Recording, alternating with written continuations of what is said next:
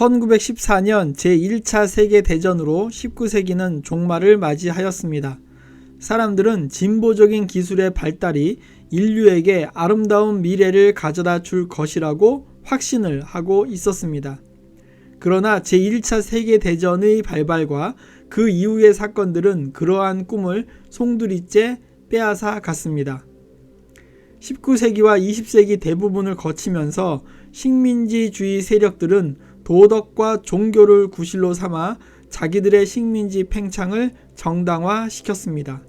서방 세계는 자신들이 이룬 진보를 위대한 공헌으로 생각하였고 이것을 세계의 후진국에 강제로 전해야 한다는 사명감을 갖고 있었습니다.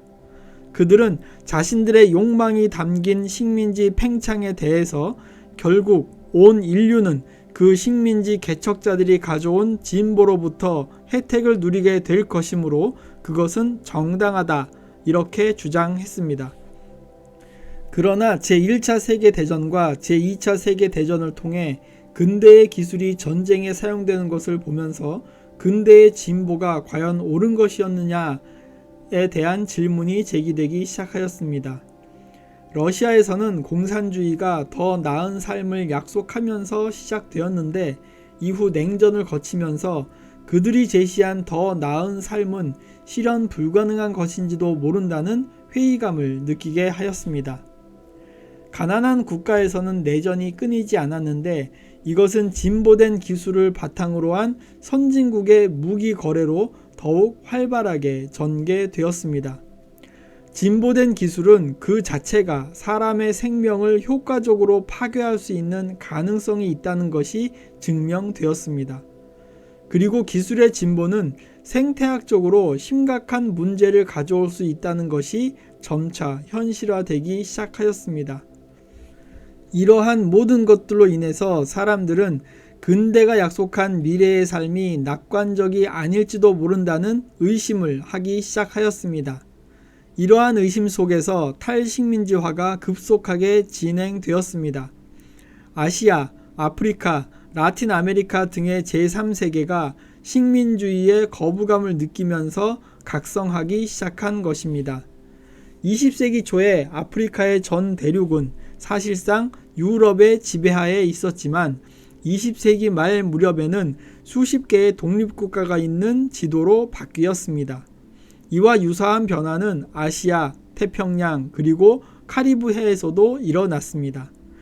라틴 아메리카의 국가들은 19세기 이래 계속해서 정치적인 독립을 획득해 왔으며 경제적인 식민주의에 대한 저항이 강력하게 일어났습니다. 이러한 식민주의에 대한 저항은 고대의 전통, 관습과 문화로 복귀하려는 운동이 전개되면서 한때 식민 권력과 밀접한 관계를 맺고 있던 교회가 어떻게 대처해야 하는지가 관심의 대상이 되었습니다.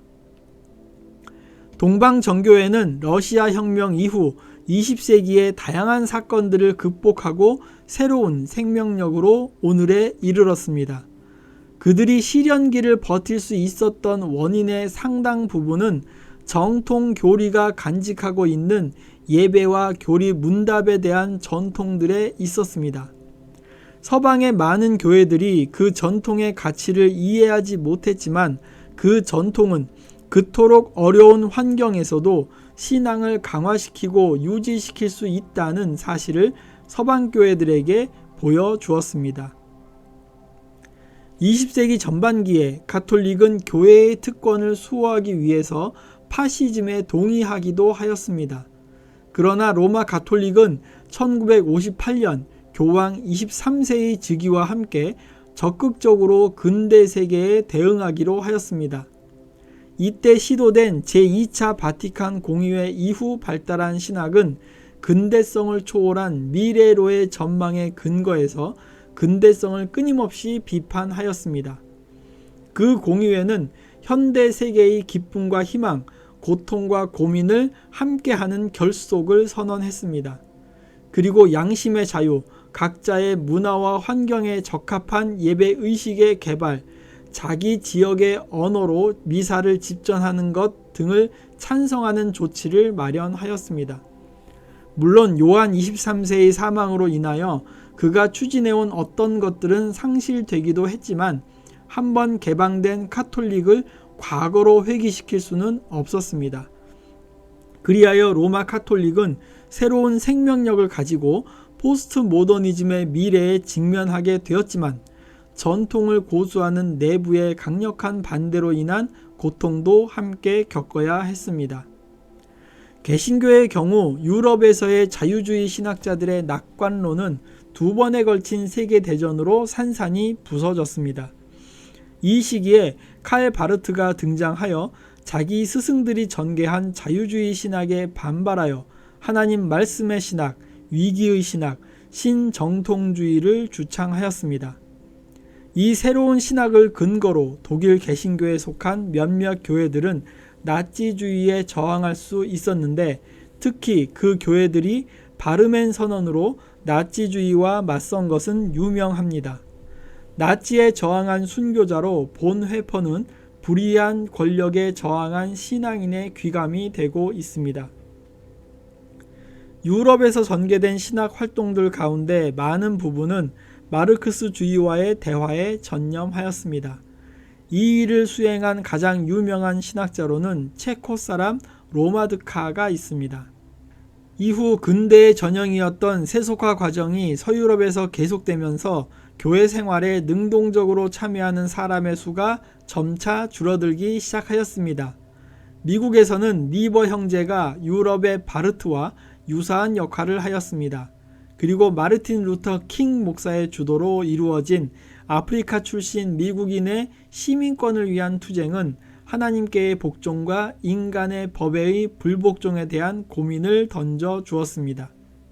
한편 복음을 받아들인 선교지의 신생교회들은 자신의 자치권과 복음을 자신의 상황 안에서 그리고 자신의 관점으로 해석할 수 있는 권리를 요구하기 시작하였습니다. 아시아, 아프리카, 라틴 아메리카에서는 각각의 지역이 처한 정치적 환경, 경제적 환경, 문화적 환경을 고려하는 신학의 새로운 흐름이 나타났습니다.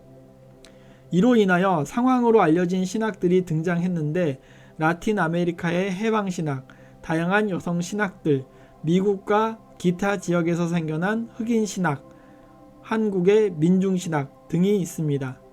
이러한 신학들은 각기 나름대로 신학적인 대화를 풍성케 하고 교회에 의해서 종종 무시되었던 복음의 여러 차원을 인정할 것을 요구하였습니다. 이러한 신학들의 발전이야말로 근대의 종말을 알리는 표정이라고 할 수 있습니다. 한편 오순절 운동이 일어나게 되었는데 이것도 근대성의 종말을 암시하고 있었습니다. 왜냐하면 근대성에서는 기적이나 성령 임재의 체험 등은 무지의 문제로 생각되었기 때문입니다. 20세기에는 새로운 에큐메니즘이 생겨났습니다. 이 에큐메니칼 운동은 대개 선교 사업과 그에 관한 반영에서 비롯되었습니다. 처음에 선교 활동을 효과적으로 수행하기 위해 선교 사업들 간의 협력과 교류의 증대를 위해 모색되면서 1910년에 스코틀랜드의 에딘버러에서 회의가 개최되었는데 이 회의는 세계교회협의회의 토대가 되었습니다. 점차 복음을 받아들인 신생교회들이 성장하면서 세계교회의 흐름은 바뀌기 시작하였습니다.